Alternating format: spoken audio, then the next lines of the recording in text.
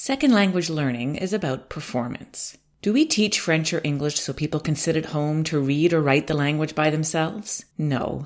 The prime reason we teach a second language is so people can interact with others, live. I remember learning French in elementary and high school. We barely spoke. I listened to some of my peers use the language and stayed quiet, thinking that they would laugh at me, that I could never be as good as them anyway, so why bother trying? Little did I realize that their improvement was directly related to how much they spoke and listened to each other in French.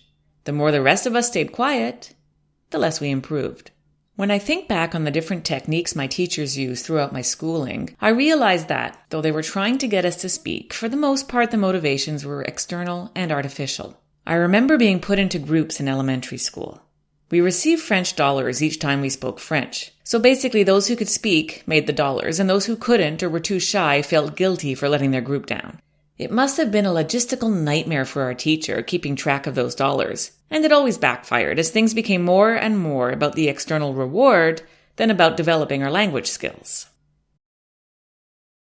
In high school, we read short stories and novels out loud in class. I remember Maigret, the main character of the books we read, but not much else. It sure looked like we were learning a second language, but what I remember most is how I was able to get by without understanding all that much. Oral reading without checking for comprehension, filling in worksheets in groups, oral presentations based on memorization. We knew that most of the work we did was busy work, and none of it had any relevance for us. And worse, we knew we were frauds. We knew that we were going to pass our courses, even though we could not hold a conversation in French. Our task as language teachers is quite complex. How do we create learning situations that do not feel artificial? And how do we encourage our learners to speak without those nasty external rewards that have the potential to hijack our classrooms like a bad circus sideshow, not to mention our students' self-confidence? Since language learning is about performance, we need to remember that performance anxiety is very real in second language learning. And now we've added to our list. No problem. All we have to do is... If it were only that quick and easy.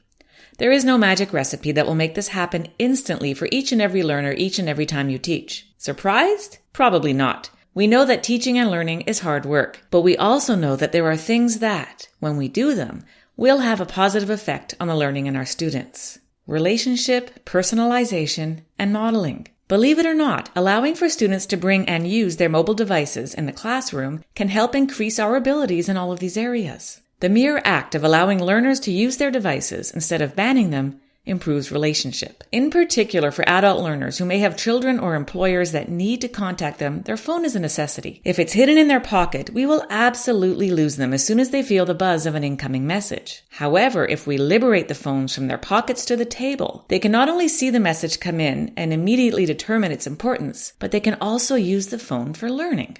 The biggest challenge we may have in a language class, in particular a multi-level class, is ensuring that all of the participants have ample time to practice using the target language, not to mention trying to listen to them doing so. Allowing students to use their mobile devices to record themselves as they develop their language skills ensures that practice time gets in. Have you ever recorded yourself? Each time I record myself, I don't like how I sound, so I do it again, and again, and again. For our learners, each of these retakes ups their language practice ante. As teachers, we can also encourage our learners to ask us or other native speakers to record different vocabulary words or bits of conversation. This way, they have accurate models to listen to and refer to as they continue to practice on their own and with their peers. This type of language learning can be very personalized as learners are free to work at their own pace and with the parts of the language they each need to refine. And by its very nature, recording, records the progression of learning.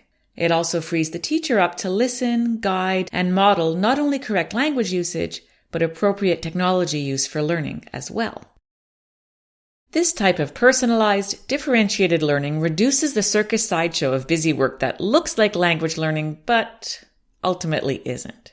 Most significantly, learners can strengthen their self-confidence at their own pace as they develop in their second language performance.